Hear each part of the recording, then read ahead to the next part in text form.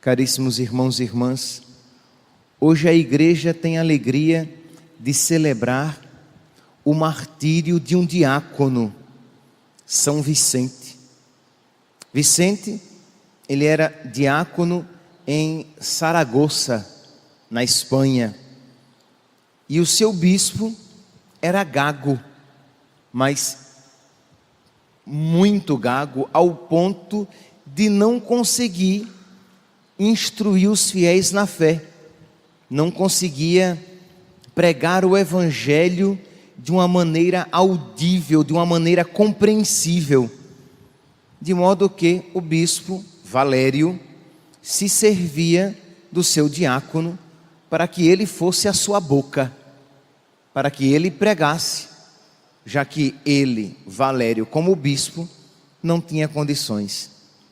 É interessante, né, meus santos? Nós poderíamos nos perguntar, mas que virtudes tinham aquele homem para que, mesmo gago, profunda e radicalmente gago, fosse escolhido bispo, já que o ministério da palavra é algo tão importante. Ele tinha outras virtudes, dentre elas, um amor profundo a nosso Senhor. O que nos capacita, meus irmãos, a ser servo de nosso Senhor, não são as nossas capacidades humanas, mas o nosso amor a Deus. Lembra, quando o nosso Senhor ressuscitado se encontra com Pedro, o que é que nosso Senhor pergunta a Pedro? Pedro, tu me amas? Apacenta os meus cordeiros. É o amor, o distintivo principal dos servos do Senhor, sejam eles padres, bispos, diáconos, papa, leigos, casados, solteiros, religiosos, qualquer estado de vida, é o amor, o distintivo principal dos verdadeiros servos de Deus. Pois bem, então Valério, bispo de Saragoça, homem santo, não podia falar, então constituiu Vicente, seu diácono. O diácono, ele pode pregar na missa, por exemplo, né? Então constituiu Vicente, seu pregador, sua boca. E era um grande pregador, Vicente era um grande pregador. Nós estamos aqui no século segundo, final do século segundo para início do século terceiro. Estamos no período da grande perseguição de Diocleciano, um dos imperadores romanos mais sanguinários, com mais ódio contra os cristãos. Estamos aqui no mesmo período de São Sebastião. São Sebastião foi morto na perseguição de Diocleciano. São Vicente foi morto na perseguição de Diocleciano, do imperador Diocleciano. Pois bem, então o imperador, é claro, como não tinha como perseguir os cristãos em todo o império, constituía juízes, governadores, que por meio da sua presença, eles expandissem essa perseguição. E Daciano era um desses juízes que estava de passagem por Saragoça. Daciano era um juiz, mas cheio de ódio. E passando por Saragoça, ele soube que ali existia um bispo que era muito fecundo no seu ministério, que ganhava muitos para Cristo. Lembremos, meus santos, que ser cristão era crime social, crime no Código Penal. Isto é, uma pessoa que fosse vista indo à igreja, ela seria criminosa. E se ela, crime civil, e se ela se mantivesse naquela fé, ela primeiramente perderia os seus bens e seria flagelada. Se ela continuasse, se ela recrudescesse, se ela persistisse em crer em Cristo, ela seria morta. Vocês podem imaginar a têmpera dos cristãos dessa época. Para ser cristão, deveria estar disposto a perder tudo. Para ser cristão, se você quisesse ser cristão, você saberia, rico você não seria. Pense, meus santos, você teria que ser pobre. Por quê? Mas por que pobre? Porque você não poderia exercer cargo público. Você teria que ter uma vida não apenas pobre, mas uma vida atribulada. Porque imagina o que é você viver sob a ótica do medo, sempre pensando, será que alguém vai me denunciar? Será que eu serei descoberto? Será que alguém vai, por inveja, denunciar a mim e a minha família? Eu vou colocar a minha família também em risco. Vocês podem imaginar o que era ser cristão naquela época. E meus santos, eu dizia isso na missa de ontem, se não existisse, se não fosse verdade a palavra de Deus, não valeria a pena tornar a vida neste mundo um inferno. Porque as pessoas tornavam as suas vidas um inferno.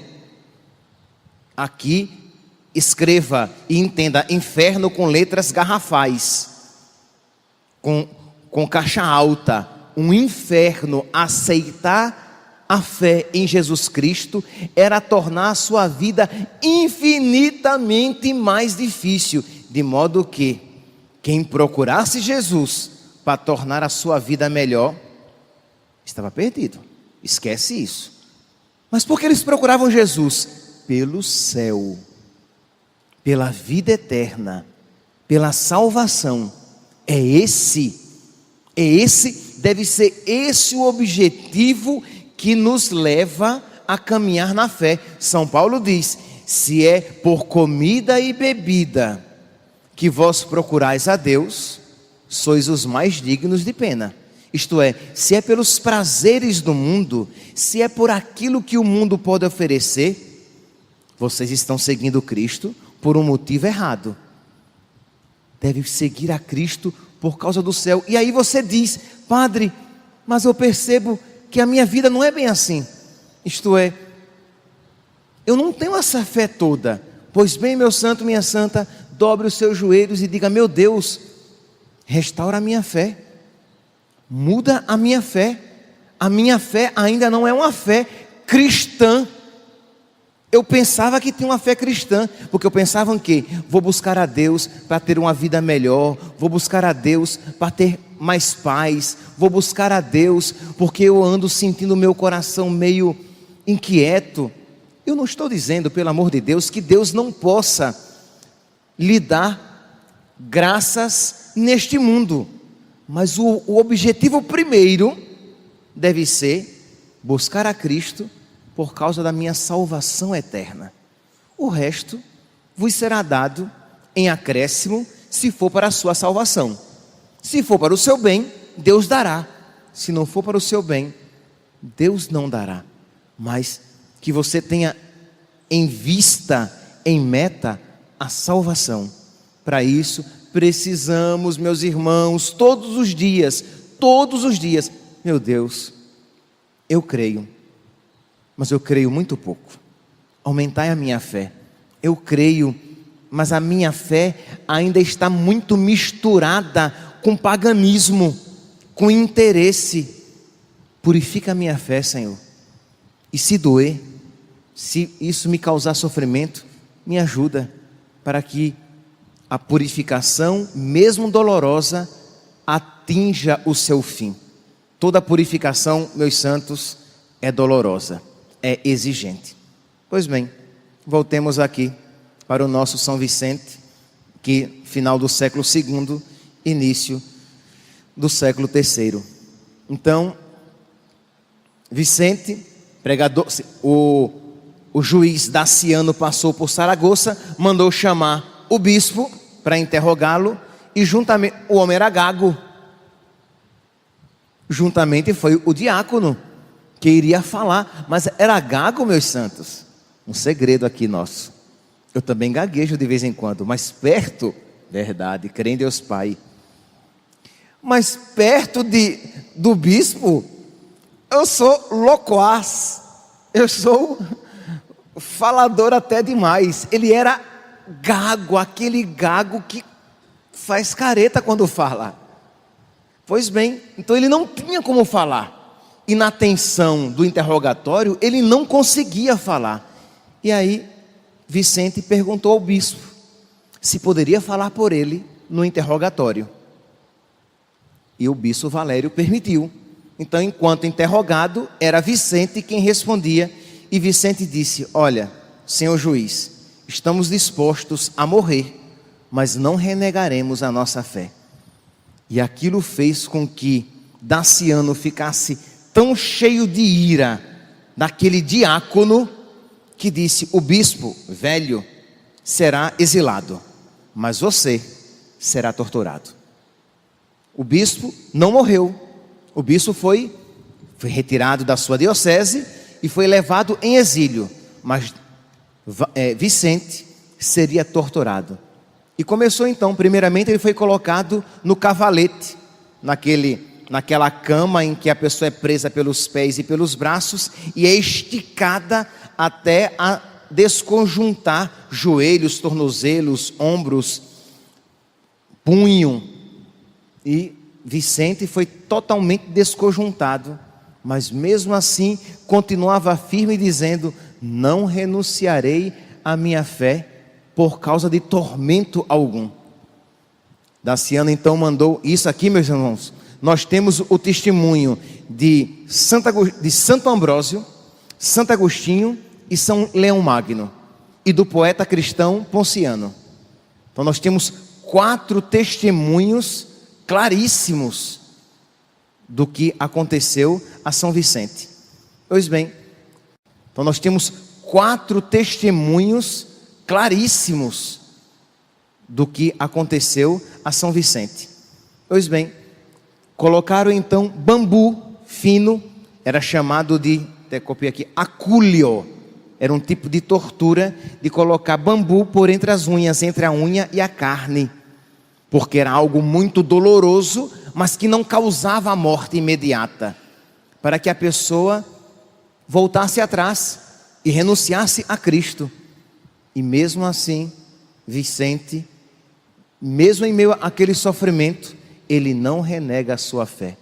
Santo Agostinho, no século IV, falando sobre os sofrimentos de São Vicente, ele diz: se neste martírio se considera a capacidade humana para suportá-lo, o fato torna-se incompreensível. Se você pensa apenas humanamente falando, ninguém consegue suportar um sofrimento desse. Ser desconjuntado numa cama de madeira, depois bambus que são postos entre a sua unha e a sua carne, ninguém consegue suportar isso. Mas se nele se reconhece o poder divino, nada há do que se admirar. Tudo posso naquele que me dá forças. Não é isso que diz a palavra de Deus? Não é isso que diz São Paulo? Tudo posso naquele que me fortalece. Não é isso que nos diz a nossa mãe? Para Deus nada é impossível. Pois bem, nós precisamos crer nesta palavra e olhando para as nossas limitações e dificuldades e dizer: tudo posso em Deus que me fortalece, em Deus que me dá forças. Pois bem, então Vicente, desconjuntado, não conseguia mais andar, com as unhas dos pés e das mãos transpassadas por bambus, mesmo assim não renunciava a Cristo. Pegaram então aquele homem e usaram um outro instrumento de tortura da época, que eram os garfos de ferro, como que araram as suas carnes. Sabe o que é arar a terra, né? Você soltar a terra. Araram as suas carnes para que ele sangrasse, mas não muito profundamente, para que ele não morresse logo. Que o juiz queria é que ele apostatasse, isto é, que ele renunciasse à fé. O objetivo não era matar, porque quando um cristão morria, ele fortalecia outros cristãos. Quando cristãos viam: Vicente morreu por causa da fé, eu também devo estar disposto a morrer. Vicente suportou até a morte aqueles tormentos, eu também preciso estar disposto a suportar até a morte os tormentos na minha vida. Mas Vicente renunciou à fé. Se Vicente apostatou, como é que eu vou conseguir? Então vocês compreendem que o objetivo era fazer com que a pessoa renunciasse à fé. E mesmo assim, Vicente, sangrando, proclamava que não renunciaria à sua fé por causa de tormento algum. Tenho para mim que os sofrimentos da vida presente nem devem ser comparados à glória futura. Meus irmãos, eu falava ontem da necessidade de nós pedirmos a Deus que Ele coloque em nós, no nosso coração, uma fé tão profunda que esta palavra adquira uma coloração diferente. Tenho para mim que os sofrimentos da vida presente nem devem ser comparadas com a glória futura, com o céu. Quando eu penso no céu, todo o sofrimento na terra perde a relevância. Mas se eu me esqueço do céu, o menor sofrimento na terra já me faz desanimar. Então eu preciso crescer na fé no céu, em Deus. Pois bem, estava ali Vicente, firme, proclamando a sua fé em Cristo. Então ele foi levado a uma grelha, não a labaredas, mas a ferros quentes com brasas embaixo, para que lhe queimassem as carnes, mas não lhe tirassem ainda a vida. E mesmo assim, aquele homem sendo queimado vivo, não renunciou à sua fé, de modo que o juiz Daciano disse: então levem-o ao Tullianum, que era o que? Era um quartinho no fosso dos calabouços, na parte mais profunda dos calabouços, um quartinho estreito, que não tinha luz alguma, com as pedras. O piso era de pedras, mas de pedras pontiagudas.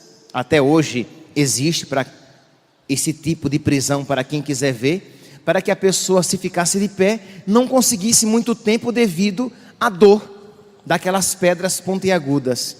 E ele foi jogado ali, naquele quarto que não entrava luz nenhuma. Meus santos, é para enlouquecer. Você ficar num lugar desse dias, sem ver a luz, sem ver ninguém, que dia e noite são sempre trevas.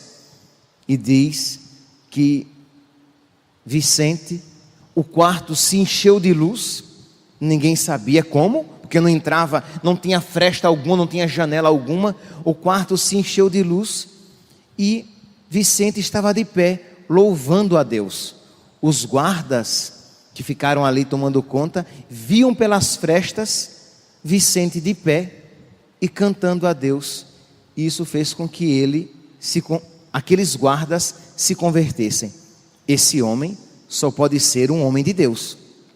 Quando Daciano, o juiz, soube, ficou enfurecido e disse: vamos curar as feridas, porque quem sabe, quando curando as feridas, ele volta atrás, ele aceita a minha proposta. Senão, quando nós recomeçarmos os tormentos, doerá ainda mais. Então pode dar tudo o que ele quiser. São os caminhos de Deus, né, meus santos? Daciano não percebia que ali era um propósito divino. Então aqueles guardas que já haviam se convertido, abriram as portas da prisão e deixaram que muitos cristãos viessem visitá-lo.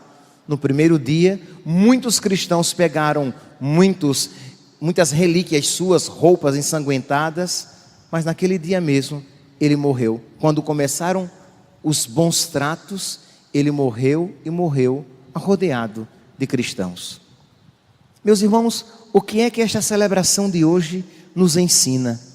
A que é que ela nos convida a pedir a Deus que nos conceda a força necessária para que nós não abandonemos a fé em Cristo. Eu dizia na semana passada a uma pessoa que estava passando por grandes dificuldades, e eu dizia a ela: minha santa, olhe para trás. se não fosse Deus, você não estaria em pé agora. A pessoa estava chorando, as dificuldades eram consideráveis, e dizia: padre, eu não aguento mais. Eu dizia: minha santa, há quanto tempo você vem passando por isso? Há anos, padre. E eu perguntei: se fosse só as suas forças, você estaria de pé ainda? Não, padre. Se eu estou de pé ainda hoje, crendo em Deus, é por misericórdia de Deus. Eu dizia: minha santa, se Deus sustentou você até hoje, Ele não vai abandonar você agora. Então, de você pedir a Deus esta graça, se faz parte dos propósitos de Deus eu passar por essa dificuldade, Senhor, me dá a tua graça, me dá a tua força. Senhor, se eu preciso a cada dia, como um mendigo, suplicar o pão de cada dia, a graça de cada dia, para continuar crendo, eu a cada dia, Senhor, eu irei suplicar a graça de cada dia. E como diz Santo Agostinho a respeito de São Vicente: e ninguém, portanto, se envaideça de sua força interior quando fala, nem confie em suas próprias forças quando é tentado. Porque se falamos bem e com prudência, é de Deus que nos vem a sabedoria. E se suportamos os sofrimentos com firmeza, é de Deus que nos vem a nossa força.